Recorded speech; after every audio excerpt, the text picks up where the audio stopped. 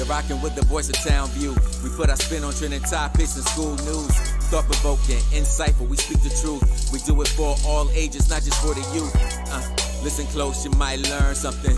Or laugh so hard, you split your side of something.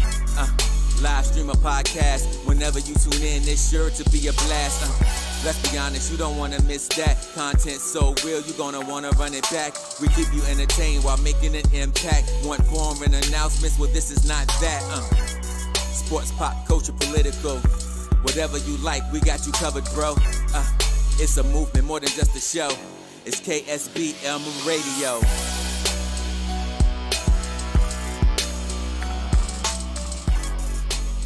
Come closer to the music. Broadcasting live from Marvin E. Robinson School of Business and Management, Dallas, Texas. My radio station. We are KSBM Radio, the voice of Townview. Hello, and welcome back to KSBM Radio, the voice of Townview. I'm your host, Ghost, and these are my fellow hosts, Rosie, Terrence, and also Highlight. And today we have a very special guest today with us, Mr. Murphy Cheatham. Hey, yeah, thank you. Thanks for having me here. Yep. So our first question, how did your experience as a lead developer influence your approach to real estate and urban planning, particularly in terms of sustainability? No, I appreciate that question. It's interesting. When I got into the real estate development industry, and this is 03, 04, it was being sustainable and building properties with like less environmental footprint was just starting to become the thing, right? Yeah. But people didn't know how to figure it out financially, right? So our first project, which was in Phoenix, in the Biltmore area, which is similar to like Highland Park and University Park of Dallas, it was a place to where the price point was so high that we could afford to take some risks.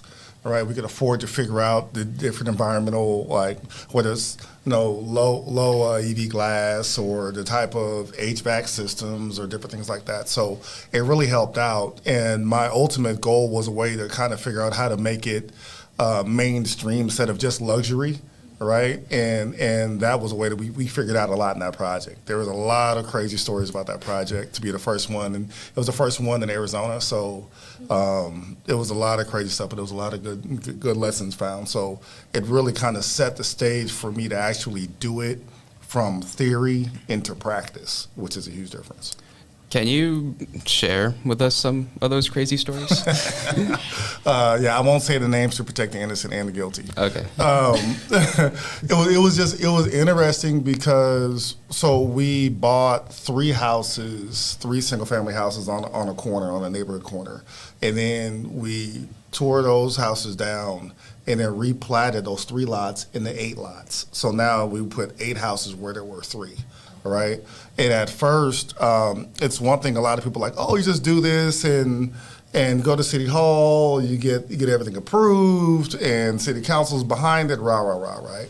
And we quickly found out that neighborhood was very politically active. So it was a way to go and meet the neighbors. It's not just to go ahead and say, oh, well, it's going to increase the value of the neighborhood, which was already a very high value neighborhood, but it's going to increase the value of the neighborhood, so they're going to be happy. And it was like, no, not so much. A lot of people didn't want anything to change about their neighborhood, right? So to be able to meet with people in their living rooms, to meet with the city officials and all of that type of stuff, right? Our grand opening, which was huge, the mayor came, people signed stuff, what have you. We had luxury automobile dealerships. They came and brought their new cars, the new like convertible Jaguars and BMWs and stuff. And then we had models with like $50,000 necklaces and stuff like that walk around. Mm-hmm. And we were about to start, and we didn't have an event permit. Right, and we had searchlights, exactly. And we had searchlights, so you could see us from the freeway and all types of stuff. And so my partner at the time was like, well, if we make it a private event and have people sign in, then we don't need an actual event license, right? y'all definitely don't try this at home. I'm not. Disclaimer. Yeah, disclaimer, right? I'm not promoting unsanctioned parties, but it was interesting. And right when we were about to open up the doors for everything, the brand new luxury car that one of the dealers brought would not start, and it was like right in the middle of the shared driveway, so everything was blocked. Right, so I'm now in a suit in Phoenix, Arizona, in June, trying to push a convertible car, like sweating profusely, trying to push it into one of the driveways, right? And it was just nuts. After that, a police officer came. They were like, she was like, "We're shutting you down unless you have everybody's names here because it's not a private party." Ooh. And we were like, "Oh, but we do because everybody signed the list. Here you go." So it was a lot of craziness that day, but it worked. And then a week later, I moved to Dallas. So. So eventful. Yeah, exactly. Was it because of that event, or? No. I wasn't like leaving town. I wasn't running away. No, I was already coming for a position here, but it was definitely a great story. Yeah. Mm-hmm. Like, how do you think you grew as a person from you back then and you now? Man, that's probably like 20 episodes. I would say learning the difference between theory and practice, right? Like learning from, I could write down a budget in a spreadsheet. I could write a program line in like a big Gantt chart, right? I could do all the pretty pictures and all that stuff, right? But actually making it happen and learning the difference between just because I understand how it's supposed to happen and having the time and capacity and effort to make it happen is two different things, right? And not trying to do everything at once, right? Finding out what I'm good at, finding out what someone else is good at, and then being able to partner with that. I think a lot of that is done through partnership, through experiences. And so I would say my understanding, finding my own personal capacity, just because I understand how something can happen doesn't mean I have the individual capacity to make all these great things happen, right? So I would say that's probably the biggest lesson of many. Can you share some insights on managing financing and development for affordable housing and commercial projects and how it contributes to the economic development? Yeah, so I used to teach when I was with an organization called the National Development Council. I used to teach courses on how to build affordable housing and how to finance small businesses in low to moderate income neighborhoods, right? There's a very simple equation that for whatever reason, I don't understand how it hasn't like caught on to be successful in affordable housing. And it's really the difference, if I had a whiteboard or what have you, it's really a difference between cost, value, and affordability. So I would say a 3-bedroom, 2-bath house, no matter where you put it in Dallas, Fort Worth, it costs the same to build it, right? So, you know, you got your 2-car garage, your kitchen, your bedrooms, bathrooms, all that stuff, right? So if we say, okay, $200,000 is what it would cost to build the whole thing, lot included, right? Where you put that house determines the value, right? So a lot of people are like, oh, I'll build a $200,000 house and I'll sell it for $250,000. That may not be the case, right? Depending on where you put it, it could be worth $180,000 or it could be worth $600,000. Right, depending on where you put the house. So that's the difference between cost and value. And then affordability is how much can a person who wants to live in that house, how much payment can they afford, right? So for instance, in affordable housing, you say, okay, it's gonna cost me $200,000 to build a house in a low to moderate income area, right? And so I might only be able to sell it for $180,000. So right now, off the beginning, I've already lost $20,000 on building that house. And then a person who wants to buy that house can only afford a mortgage or can only afford to buy, and I shouldn't say only, but can afford to buy a house of $150,000. So now there's a $30,000 gap between them, right? Yeah. So what you see is the developer getting a subsidy from the city of $20,000 per house. So that's how the developer covers their gap. And then you hear home buyer down payment, home buyer assistance programs, and all those types of programs. That's to help the buyer stretch from 150 to 180, right? So it's an equation that's very simple, but for whatever reason, I don't think it's really caught on. But I think that would really solve our affordable housing crisis that we have in the U.S. Yeah. So as a chief of housing and business development, what strategies do you use to revitalize underserved communities and promote real estate and business growth? No, I appreciate that. So that was 2010 to 2012. I was over housing and business development for the city of Shreveport. And the first thing you do is educate people on how transactions actually happen, as opposed to, and it's even worse now with social media, as opposed to everybody being a guru on YouTube or everybody having podcasts talking about financial secrets or what have you. It's really no financial secrets. It's really an equation that works, right? And oh, well, this is what rich people won't tell you. No, it's pretty simple. So anytime I see that stuff on social media, I'm like, click or don't put this in my feed or what have you, because 9 times out of 10, they're trying to get over on somebody, right? So it's a lot of educating the people who want to do the work, right? And it doesn't happen overnight. Kind of to my earlier answer to your question, things take time. Right? Nothing's going to happen overnight. My current role, I coach roughly about 75 commercial real estate brokers. And I'm like, look, I'm sorry. In the first 2 years, you're not going to be driving your G-Wagon to your Gulfstream private plane, right? I want that for everybody, maybe 7 to 8 years, but success takes time. So that's probably the thing is educating the people who want to do the work, letting them know that things will take time, and there's not going to be no windfall multi-billionaire who's just going to write a check because they believe your bleeding heart story. You have to show the return of what they're investing in, right? And that, I think, is what I'm excited about this new generation coming in, is that you all know how to tell a story with numbers and not just tell a bleeding heart story, right? Go ahead. I don't know. How did your role as principal of the Memphis Pyramid Project contribute to economic redevelopment, and what lessons have you learned from it?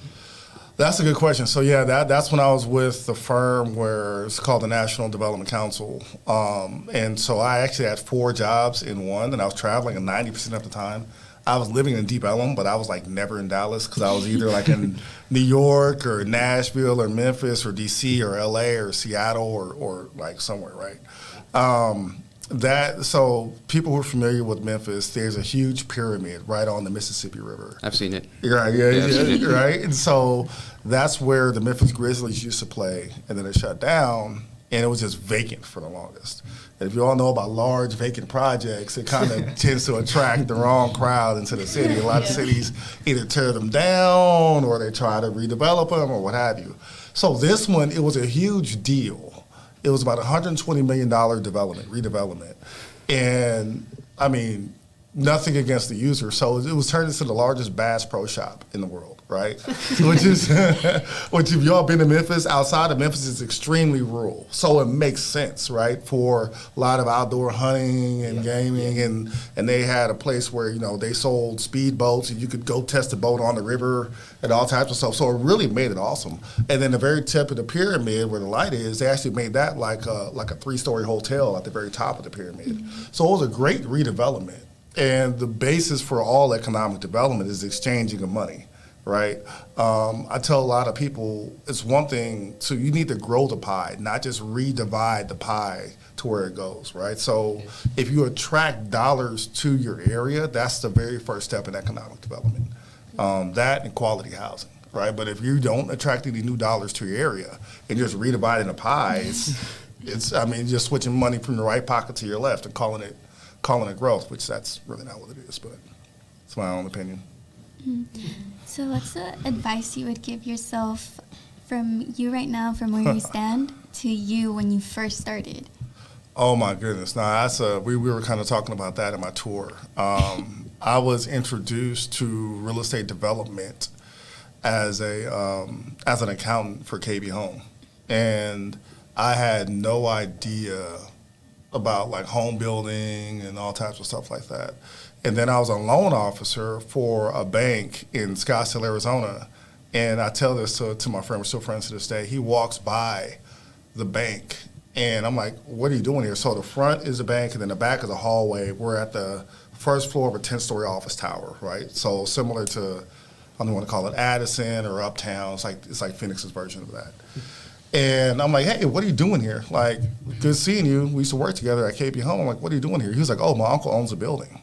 And I'm like, No, he doesn't. The bank owns the building. It's the bank's name on the side of the building. Like, what are you talking about, man? Stop lying. He's like, no, y'all are our tenants. It's like how when you rent out houses. Mm-hmm. And that blew my mind. That was my intro into commercial real estate brokerage. And I'm like, what? What do you? Nah. He's like, no. He's like, no, the law firm on the second floor, blah, blah, blah. So now I'm driving down the street to my condo, like looking at all these commercial buildings, thinking that they owned it. And there's really people that own it and lease it out to businesses. Just how people lease out rental houses to people, right? Yeah. And I would tell myself, to answer your question, to lean further into that, because I instantly, and I can say this in a very vulnerable and transparent state right now, I instantly was like, I want to do that, but that's too great for me. Mm-hmm. I want to do that, but I don't know any business owners. That's too tough for me, right? Mm-hmm. And which is essentially kind of what I coach people to do now. You know what I'm saying? What I did when I jumped out on my own in 2015, what I did, and it was like second nature. But I instantly got intimidated about that then. And granted, we were going into a recession, but that's really the best time at the bottom of the recession. It's the best time to start a business because you're going to ride the growth wave up, right? You don't want to jump into a business when everyone's talking about it because it has nowhere to go but down, all right? But when everybody's running away from it and you kind of identify the economic bottom, that's the best way to start. And that's kind of where I was, and I just instantly felt intimidated and ran, right? So I would say that's probably the biggest lesson. That's a great question. How did your partnership with HDR Incorporate and strategic planning of mixed-use development real estate contribute to the growth of cities in Arizona, Florida, North Carolina, and Texas? Yeah, no, I appreciate that. I wasn't a part. I was actually an employee, so that job brought me to Dallas. In 2007. I was recruited. I received my master's in real estate development from Arizona State, and the bachelor's in accounting from Grambling State University of Louisiana. And out of that program, I had a job offer in Phoenix, a job offer in LA, and a job offer here in Dallas. And my parents sold their house in the San Francisco Bay Area where I grew up, and they moved back to Louisiana. They moved to Shreveport, where they're from, where they retired, right? So Dallas was, again, close enough but far enough, like close enough to my family, if something goes wrong, far enough to have my own life, right? But at HDR, we were doing public-private partnership planning. So, for instance, I'll give you all a good point of reference. So I-30 in Ferguson Road, that was our plan to really plan the revitalization of Ferguson Road going north from I-30. It's going to be a huge library, a new school, brand new apartments, look all beautiful and shiny and all that, right? So it really helped me understand how cities look at value, right? And how to negotiate with cities. So cities look at value as far as tax revenue and expenses. So if an area has new homes and growing communities, that's more tax revenues that the cities receive. Now, what they spend money on is servicing the roads, fire, ambulance, police, so on and so forth, right? So if you have an area that doesn't have any new growth, but using a lot of municipal services, that's kind of looking at a city, that's like a business loss. So a city engages different organizations, different companies to help revitalize certain areas of time. Yes, to increase the quality of life, but to be honest, it's really to increase their revenue, right? And that's I mean, we're in America, so America's a business of businesses. So that's what I learned being an employee for HDR is really how cities look at investment and how they look at the costs and quality of life and so on and so forth. So, as a member of the Grambling State University Foundation, how have you been involved in fostering real estate education and opportunities for students of color? That's a great question. And so the director of my master's program is a mentor of mine. And in 2020, after George Floyd, we came together and created a real estate degree program at Grambling State University. So students can get a degree in marketing or business administration or what have you, with a focus in real estate, right? And then when they graduate from undergrad, they get automatic admission into the Master's of Real Estate Development program at Arizona State. And we've grown. First started out with 2 students. I think now we have 15, going to have 18 next semester. We've raised about $75,000 in scholarships. Wow. So it's huge. It's been great to see that go through it. Also learned a lot. Also learned a lot in how to get things done through higher education, right? Which are legislated by the states and all the political games that take there that way. So it was temporary for the longest, and then we turned it permanent. It got turned permanent to a permanent program 2 years ago. So now, no matter what, it's going to be permanent. Now our job is to keep students in the program so it doesn't die off. Yeah. Right. That's our jobs, which we've been able to do that through our scholarship programs and marketing there that way. So that's good. It's been awesome. So, what are some current challenges and opportunities in the field of urban planning, and how can young men and women of color contribute to addressing them? One of my biggest mentors, his name is Bill Mahomes. He's the first black man on Texas A&M's Board of Regents.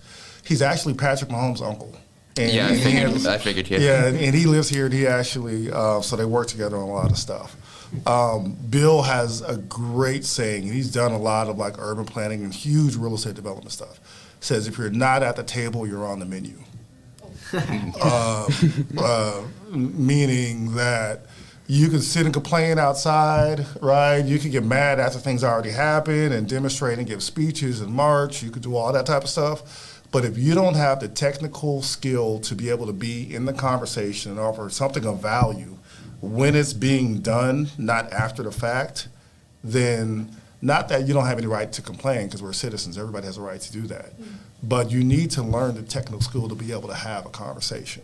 And you need to be able to understand how, again, cities look at investing in certain areas and why they don't invest in other areas, right? And be able to hold your elected officials accountable, not just when something goes wrong in the news, but on a day-to-day basis, right? That's the biggest part of urban planning. I'm not expecting everyone to go out and be an architect or an engineer or a banker or what have you, right? I think that we need to be able to hold, I gotta say this the right way, be able to hold our elected officials accountable, right? So for instance, and I'll say this and I'll be done with it. So I'm a 49ers fan, right? I married into a Cowboys family, so that's always fun. Yes. I'm a 49ers fan, and here's the thing. People are ready to like write off the Cowboys quarterback, right? People are ready to write off Dak Prescott, which I think is a good dude, right? People are ready to write off Dak Prescott. But people will let the same city council person who's been representing them for 20, 25 years, who hasn't done anything in your district, people will continue to get behind them. Right? Dak has been there, 7, 8 years? Maybe, I don't know. I forgot how long. Right, a while. Now, people are ready to get rid of him, but yet you have the same city council person or neighborhood, whatever, who's been there for 20 years and nothing has happened in your neighborhood, right? And they continue to blame the people on the other side of the railroad tracks when the people on the other side of town have their own issues. They're not worried about what goes on here, right? So I would say as far as urban planning and what have you, the best thing you could do is make sure whoever you elect knows what they're talking about and hold them to producing. I mean, give them like a 2 or 3 term max to get something done. Other than that, that's not the good job for them. I don't know. What's an advice you would give our viewers if they're trying to go to the same profession you're in? Yeah, so it's amazing that now that there is, for instance, here at the school, it's your real estate discipline here is ridiculous. It's awesome. Again, I found out about commercial real estate happenstance from a friend who had a wealthy uncle. Right, and I was 25, right? I was like, that's not possible. He's like, yeah, it is. And to this day, he like builds mansions for a living. And I'm like, how do you get in that circle, right? Like, how do you get there, right? So, number one, don't be intimidated by what you don't know or that your family isn't like a millionaire and billionaire family. Their families didn't start off as millionaires and billionaires, right? I'm debating internally whether to give you an example of that, but I would say lean into the technical skill of knowing what you want to do. Like research that, nerd out on that. I love nerding out on stuff, right? Nerd out on that, and then engage the people who are those decision makers in that industry and offer them value. What I tell a lot of people, I passively recruit for our brokerage positions. My job is really, once they get on, to help them be successful. But what I tell people is how we've been told to go after opportunities is wrong. Instead of just coming like, oh, I just want an opportunity for wherever I can contribute. That's really open-ended, and that's leaving people, that's not telling people what you want. My industry is extremely competitive, so you want to be able to tell them exactly what you want to do, right? And say, I'm going to help you get market share in this. I'm going to help you do sales in that, right? So to be able to really go in and really tell them exactly what you want, or just a general direction. That's some of the advice I would give. Wait, so you had said that you were 25 when you started learning about this sort of circle and like stuff like that. So were you even thinking about real estate or anything like that when you were like college or high school? Like, yes, I didn't. I was thinking about real estate. It's one of those things you didn't know that you were thinking about it until someone tells you. You're like, oh, that's it, right? I didn't know that was called a thing, right? Yeah. So I remember going to a Warriors game as a kid, and we were getting off the freeway, and we were getting off to go to the stadium. And the stadium was to the right, and there was a tall black and white office tower to the left. And I was asking my dad, like, who decides the stadium is there, the restaurant's there, the office building is there, and we live where we live? Who decides that, right? I mean, I was like, I don't know, some rich people. I'm trying to find a parking spot. Right? So he was like, don't worry. But that was like junior high, right? So I'd always been interested, to your question, I'd always been interested in it. I just didn't know that it was a multi-trillion-dollar industry. I didn't know, I didn't know that there were family funds set up for it. I didn't know this is the way wealthy people become wealthy over time, right? I didn't know that. I just knew I was interested in it. Then the more I found out about it, the more I just realized this is how the world is run, from a big macro scale. It's not the politicians, it's the people who fund the politicians that run it, So how does your day-to-day, typical day look like in your profession? It's crazy. Again, I manage 75 brokers. I don't say manage. I coach 75 brokers for the first 2 years in the industry, and people from Honolulu to New York. Oh. Right? So, and across all different asset types in commercial real estate, they call it the 4 major food groups. So, retail, office, multifamily, and industrial real estate. And some people in debt and structured finance, which is the financing of all those assets. And so any given day, I could have like 8 or 9 Zoom meetings, 2 face-to-face meetings, a lunch. But I love it because I love working with and coaching people, especially exposing people. Commercial real estate is its own culture. Every industry, every profession has its own culture. It has its own language, right? Like media has its own language, right? You all have your own culture. Creatives have their own language in their own culture. Like physicians in the medical industry, they have their own language in their own culture. So commercial real estate is its own culture, and then CBRE within commercial real estate is its own culture. So, for CBRE, which is the company I work for, we have 110,000 employees globally. We have 500 offices globally. Our headquarters are here in Dallas, Texas, right here in Uptown. So it's awesome. But being able to see the way we change and impact people's lives, and then change cities, and how every city may not look the same, but every city has the same aspects. Every city has an industrial park and downtown, cool, hip, new uptown, all that type of stuff. So. Thank you so much, Mr. Cheatham. It was great having you. It was like a really interesting conversation. I really did enjoy talking about this. Appreciate it. Hope I can put people to sleep. We really should be on the podcast episode that you were talking about. Yeah. Really cool. I think it'll be cool. It'll be good to partner with y'all. I know we have to wrap up. It'll be good to partner with y'all on the new deal that we're pushing out. So we'll talk about that off air. Yeah. Okay. All right. Thank y'all. Yeah. Thank you. Thank you, KSBM Radio, for listening to us today, this episode. So you could follow us on Facebook and watch us at KSBM Radio.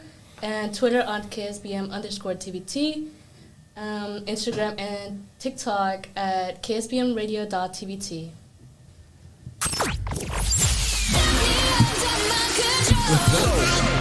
Sorry, guys. Thank you for listening to KSBM Radio, the voice of Townview. My radio station. We hope you enjoyed the great content and great discussion, all from a student's perspective. Make sure to follow us on Twitter for the latest updates at KSBM_TVT or on Facebook at KSBM Radio. Add them on Facebook. Check them on Facebook.